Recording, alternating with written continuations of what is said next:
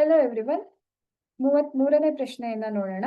156 ಅದರ ಅವಿಭಾಜ್ಯ ಅಪವರ್ತನಗಳಾಗಿ ವ್ಯಕ್ತಪಡಿಸಿ. ಇಲ್ಲಿ ನಾವು 156 ಅವಿಭಾಜ್ಯ ಸಂಖ್ಯೆಗಳಿಂದ ಭಾಗಾಕಾರ ಮಾಡ್ತಾ ಬರಬೇಕು. ಮೊದಲು 2ರಿಂದ ಸ್ಟಾರ್ಟ್ ಮಾಡಿದ್ರೆ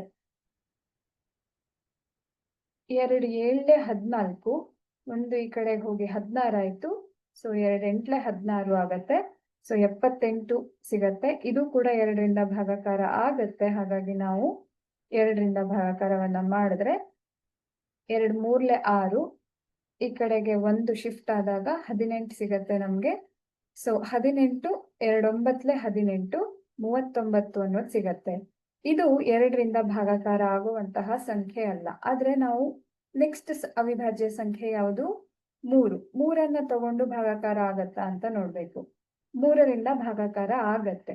ಸೊ 3ಅನ್ನ ತಗೊಂಡಾಗ 3 1 3, 3 3 9, 13 ಅಂತ ಸಿಗತ್ತೆ. ಆದ್ರೆ ಈ 13 ಬೇರೆ ಯಾವುದೇ ಸಂಖ್ಯೆಯಿಂದ ಭಾಗಾಕಾರ ಆಗೋದಿಲ್ಲ. 13 ಮತ್ತೆ 1ಅನ್ನ ಬಿಟ್ಟು ಬೇರೆ ಯಾವುದೇ ಸಂಖ್ಯೆಯಿಂದ ಭಾಗಾಕಾರ ಆಗೋದಿಲ್ಲ. ಹಾಗಾಗಿ ನಾವು 13ಅನ್ನೇ ತಗೊಂಡು ಭಾಗಾಕಾರ ಮಾಡಿದಾಗ ಇದು 156ನ್ನ ನಾವು ಈ ರೀತಿಯಾಗಿ ಅವಿಭಾಜ್ಯ ಅಪವರ್ತನಗಳಾಗಿ ಬರೆದಿಡಬಹುದು.